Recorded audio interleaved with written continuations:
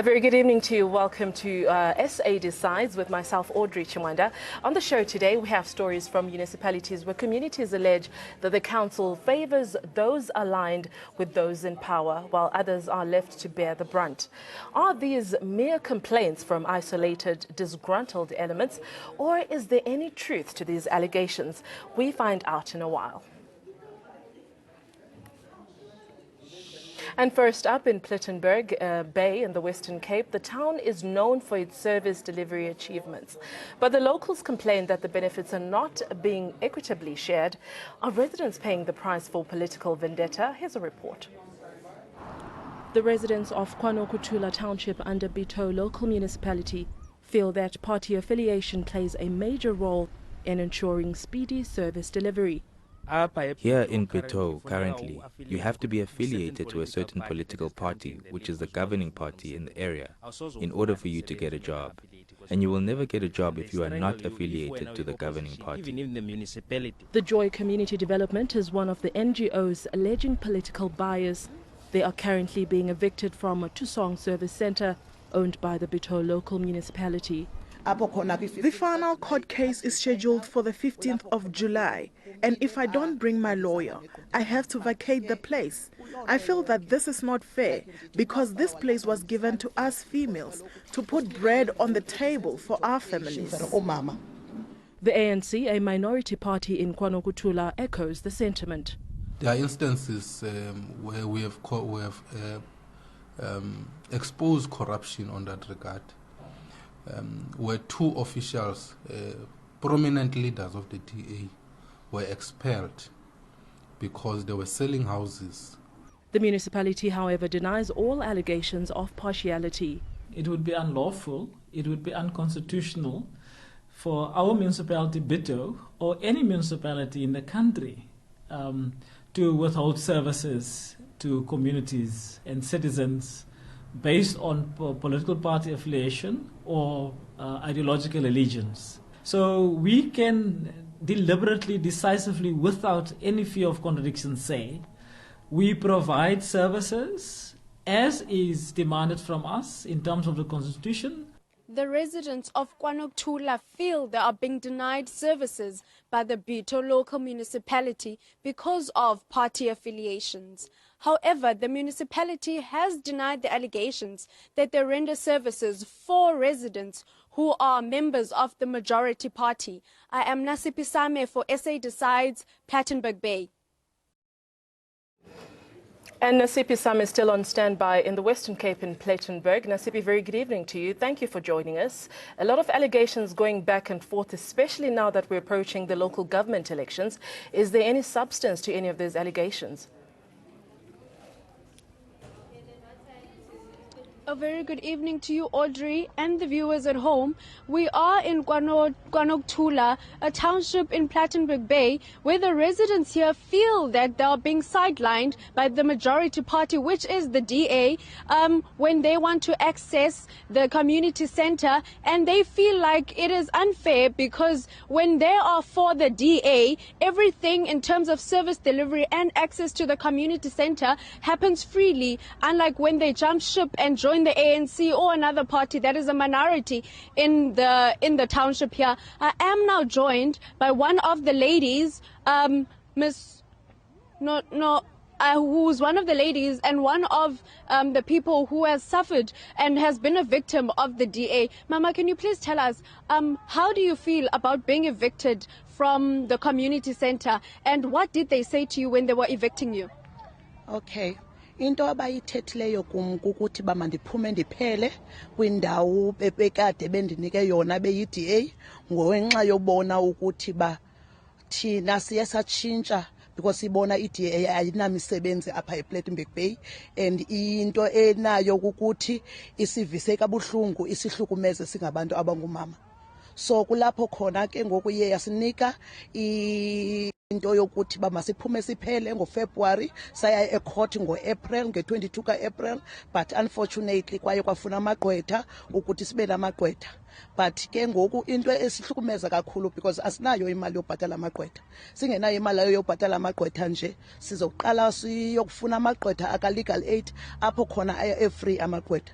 But kwinto kamasipala we-DA lo uphetheyo ePlattenberg Bay ibuhlungu into yokukhupha abantu endaweni abasebenza kuyo. Asiyazi ukuthi ba umasipala wasePlattenberg Bay ufuna sibe zi-prostitute zalapha ePlat okanye ufuna sithini na, because thina sikulandawo phaya elaundry singomama abahlukunyezwe ngamadoda, singomama abaphila nentsholongwane kagawulayo, ngoku sihlukunyezwa ngumasipala wethu we-DA. Thank you so much, Mama. That was Ntombo Xolo, one of the founders of the laundry at the community center, who is living with HIV and AIDS. The organization employs women with HIV and AIDS and women who have suffered from domestic violence. And she was just echoing the fact that she feels like the municipality no longer cares for her because of her party affiliation, that she went back to the ANC. I am now joined also by the Ward Councillor Mphakamisi Mbali, who will be telling us more on how, as the community leader, how he feels about members of the ANC being treated like this by the DA. Buti, can you please tell us, how do you feel as the community leader and a ward councillor of Plettenberg Bay, and you hear people complaining that still in the democratic country people are being oppressed because of their party affiliation? Thank you very much, and good evening to all the viewers at home. We feel as the leaders, particularly in my ward and in all the wards that are around, we feel that we are very embarrassed that as a public representative that's supposed to deliver services to everybody, irrespective of their political affiliation, that we find that a municipality which we all serve in is doing such tendencies where it evicts people who are trying at all best to bring about change in their own communities, irrespective of who belongs where politically. And I'm very surprised that even here, I thought that the mayor will be part of the interview to directly respond to these allegations, because when we heard and we took up the matter, the soup kitchen that was there as well in the community center was also evicted, which was done by an NGO that is serving the community of KwaNokuthula in particular. So there are a lot of things that are done by the DA municipality, including offering jobs for sex by the mayor, including of housing corruption, that you must become the DA card-carrying member, or you must wear a DA T-shirt for you to get services from this municipality. That on its own does not represent the views that the DA always presents to the people of South Africa, that where they run a municipality, they do differently from what the ANC government is doing. But what we found is a corrupt government of the DA, corrupt public representative of the DA, in fact, abusers of women. As we speak, we know that the mayor continues to abuse women by offering jobs for sex, by offering houses for votes, including abusing his own girlfriend that he stays with at home. So those are the things that Usisi Lokose is raising, that they feel abused by men. So we feel that the DA is exposed, that it does not take women seriously in this town.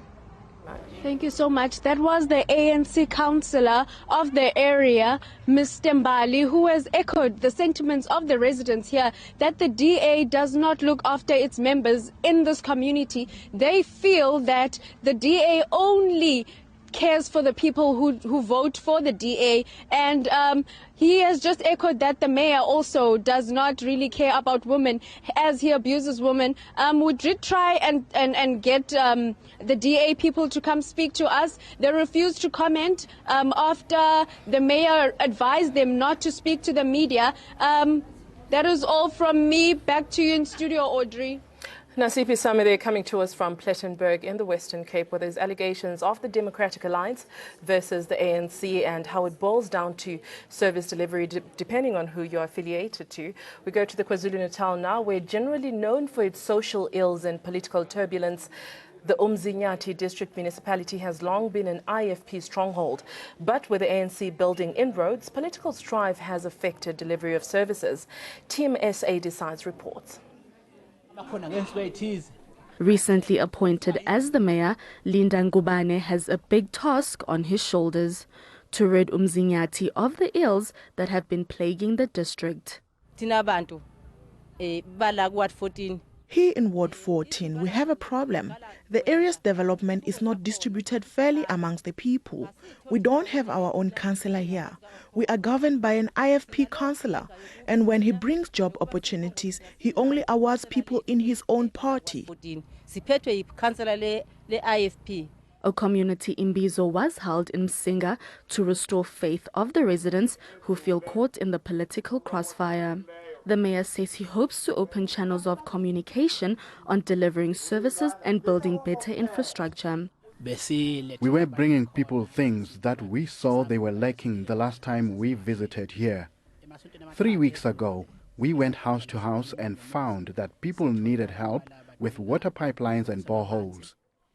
The municipality also handed over agricultural implements, wheelchairs and food parcels to the community as part of confidence-building measures. We are determined that from now on, in the communities of Mzinyati, from Ngutu to Ndumeni, Msinga, all the way to Greytown, we want to make sure that development happens. We went a long time without a municipality here, but now we want to make sure that the municipality will improve service delivery, in particular water, sanitation, and other things that are needed by this community. We are determined to get these things done. Life does not get much more desperate than the dirt-poor region. With a change at helm, one hopes the misery will end soon. The Umzinyathi district municipality has proven that effective communication between all stakeholders ensures better living conditions. For SA Decides, I'm Nolthando Nkosi, Msinga, KwaZulu-Natal.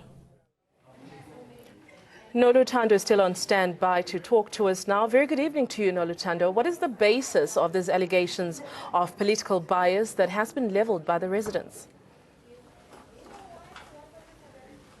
Good evening, Audrey, and good evening to the viewers at home. Audrey, these allegations are based on the fact that the residents of Umsinga say that basic services such as water and sanitation, as well as electrification, is only given based on party affiliation. Now, for most, since 1994, the IFP has been the ruling party in the town of Umsinga. The ANC has since built inroads, and there seems to be now political strife with the members of the public claiming that the councillors of the IFP are only providing things such as toilets to IFP affiliated community members.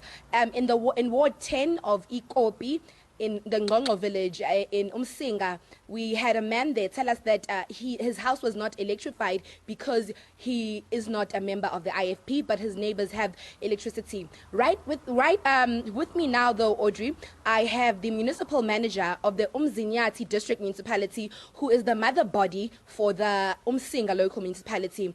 He is Dr. Ntombela, and he's just going to shed light on these allegations and whether or not they've heard of them and how they are planning to address them. Dr. Ntombela, thank you so much for joining us this evening. Could you just shed light on these allegations and what the district municipality, as the mother body, is planning to do about these allegations? Thank you, Nolutando, and the viewers at home, greetings. These allegations have never been reported to us, unfortunately, formally or informally. However, as a district municipality, that through cooperative governance, we are working together with all local municipalities that fall under our jurisdiction. What we are planning to do, I'm going to meet with the municipal manager of this local municipality so that we can find proof to these, truth to this, whether this, try to find the truth as whether these municipalities are true or not. If in case we find that there is truth, we'll find a way of addressing this, because in terms of the Constitution, the services of government should not be given in terms of party political affiliation. Thank you. Dr. Ntombela, given the fact that it is unlawful and unconstitutional for councillors, or ward councillors rather, to give services, to render services based on political affiliation, will there be a penalty for the Msinga municipality? All municipalities, the MEC for Cooperative Governance and Traditional Affairs plays the oversight role over all municipalities of the province.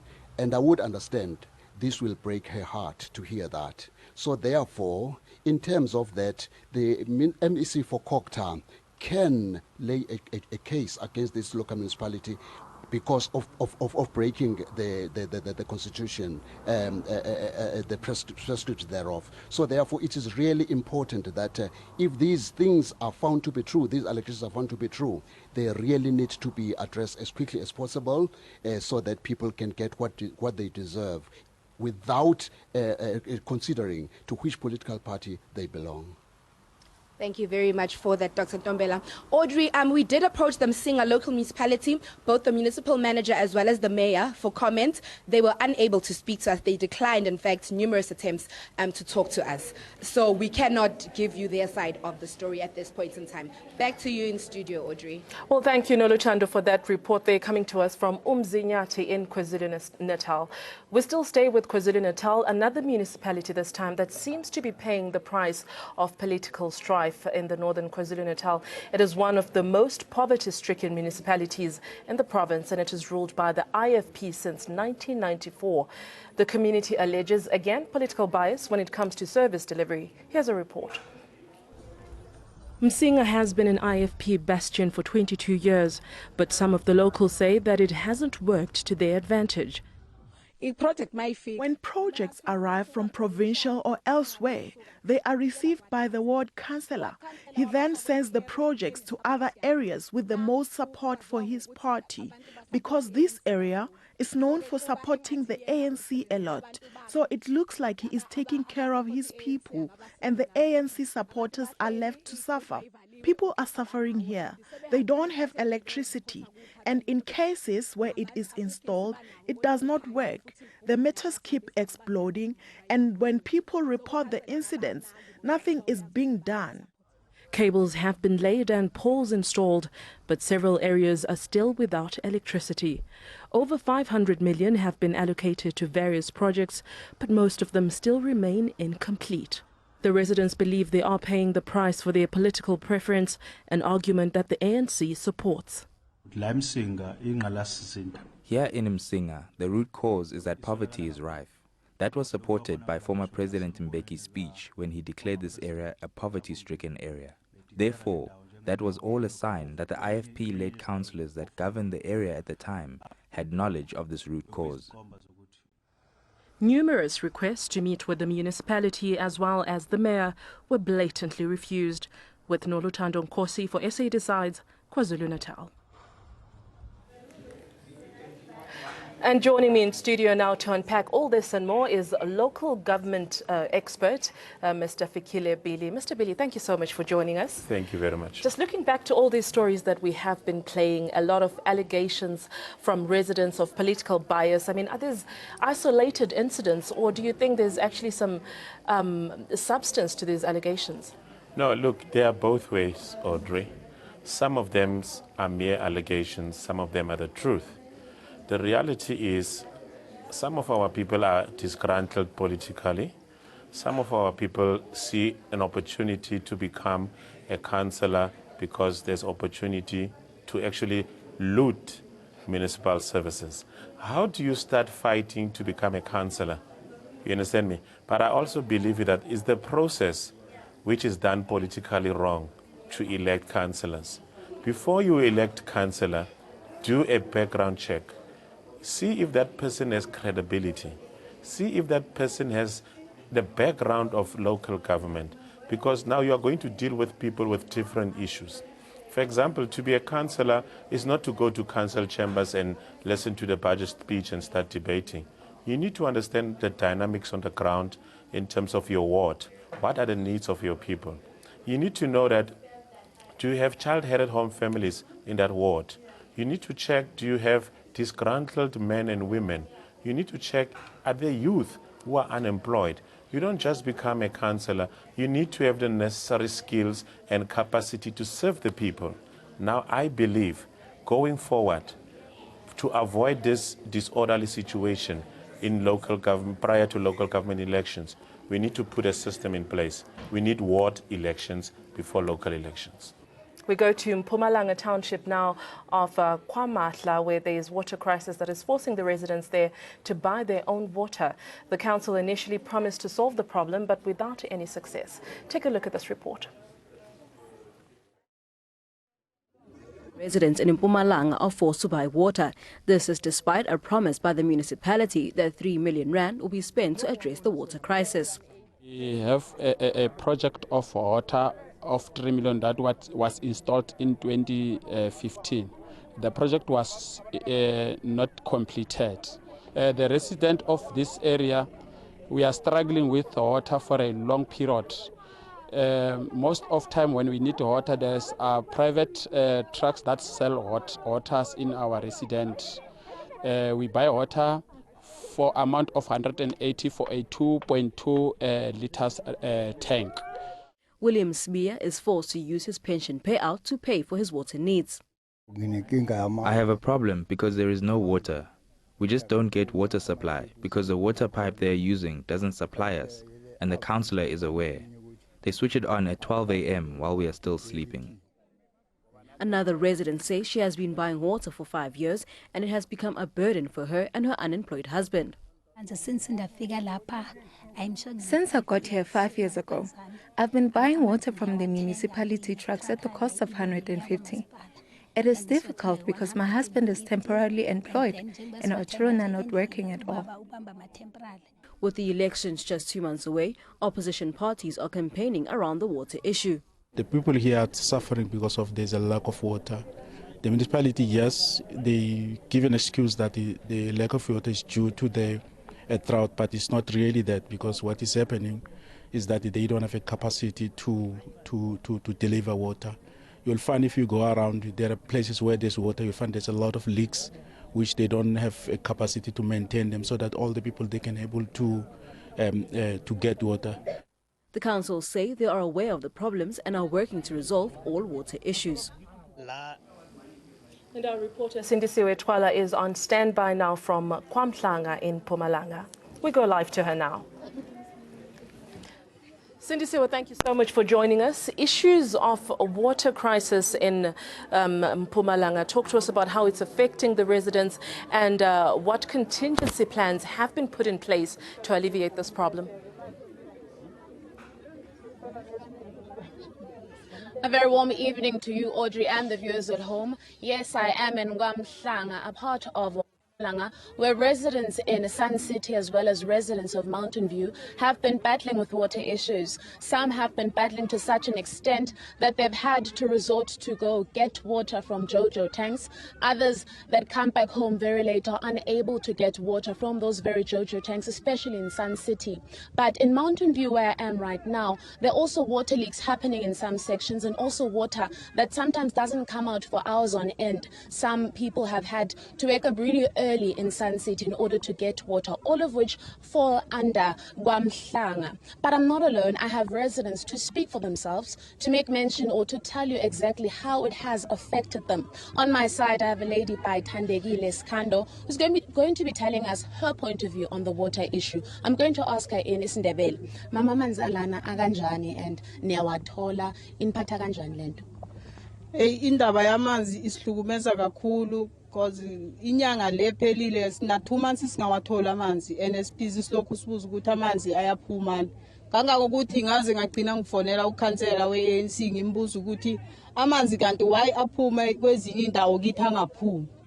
So wangitshela ukuthi vele naye akayazi indaba yakhona. Ngabalandelela kakhulu ngibuza indaba yamanzi, but ekugcineni kwagcina bawakhipha just for 2 days aphinda phela futhi. The lady just said that the problem with the water is a big challenge for her, that she's even resorted to telling the local councillor, who also responds for himself, is also available, as to the water issue. Sometimes it goes out for days on end. Sometimes she's not able to get the water at all. And some of them have resorted to buying water. There's water tanks or trucks rather that come, that make the rounds around these areas, and people buy from that particular water tank. But I'll also take one more person, a political party from this area that have one seat in the local municipality. He's here from Limo political party to tell us from his point of view what exactly is causing the water issue. Amanzi, kusuka kwenza kanjani? Yini inkinga enkulu la? Ake ngisho ukuthi i-problem yamanzi, like ashilo councillors wathatha rainwater and all that, but inkinga esibanayo kakhulu as we speak right now, kune-reservoir eFontaine G inamanzi ageleza endleleni. Abantwana bakumele babe sesikoleni kufanele bakhumbule icathulo bandlule ukuze bakwazi ukuyofika esikoleni ngamanzi aclean engabe asetshenziswa abantu la. I-problem esinayo i-administration ehleli lapha kumasipala lo, abantu abalapha bawazi umsebenzi wabo, abekho capacitated at all. Uma kwenzeka kuthiwe inkinga esinayo iyini yamanzi, yilento esiyibiza ukuthi i-cadre deployment, and that's it. And then lastly, before I summarize what he said, I have another person who can also clarify. Is from the Democratic Alliance that have 4 seats, Mr. Joseph Sbanyon. You can tell us what exactly is the problem according to your point of view. According to the point of us, the problem is poor planning. This municipality doesn't have the capacity to plan. I hear that the councillor says that it's we have many people that they give themselves sites. But that's not the issue, because if as a municipality we have a plan, you will have a plan that will include the expansion of the people. So it's a poor planning and a poor service delivery in total. Wrapping up what the Democratic Alliance councillor said, as well as one from Lima, the local political party here, is that they see from their point of view that the water issue here is caused by poor planning. They also mentioned that as much as water is received from Rand Water and a reservoir is also implemented in this area, the problem here is leakages and poor administration. Back to you in studio. Cindy Siwa, thank you so much for that report, and to your guests as well. A very robust report. They're coming to us from KwaMhlanga in Mpumalanga. Issues of infrastructure not being able to cater for all the residents and the growth in that community. Still with me in studio is the local government expert, Mr. Billy. Thank you for staying with us. I want to make reference to the Statistician General report that spoke of certain municipalities and provinces that have been doing well. Mpumalanga, the Western Cape, the Gauteng seem to be improving. What do you make of this? I think it is to do with good governance. I'll make note of 2 impressive municipal officials. Mr. Fesser, who is the longest serving municipal manager in this country, is from Mtanjeni local municipality, and Mr. Farid Manuel. You know, when I started working in that municipality, I was very impressed.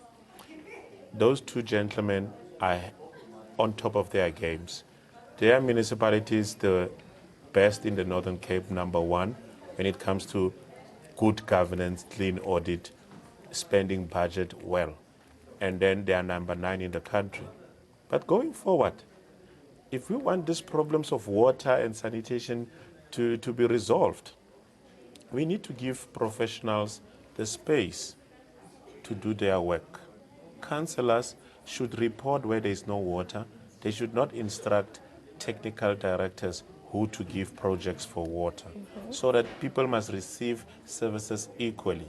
But as much as we can criticize, the reality is, yes, there's a backlog of service delivery simply because the current municipalities don't have capacity and expertise. Absolutely, and that alludes to the story that we're Yes. playing just now. Mr. Billy, we have run out of time. Yes. Clearly, there's a lot to talk about, and we hope to have you back on the show so we can talk about all these issues and much more. That's our local government expert, Mr. Billy, just helping us with all these issues that we're looking at today. This has been SA Decides, our evening edition, with myself, Audrey Chimanda. Remember, we can talk about your stories. Do tweet us at NN7TV using the hashtag SA Decides, and who knows, it's your story that we could be airing. Have a good evening.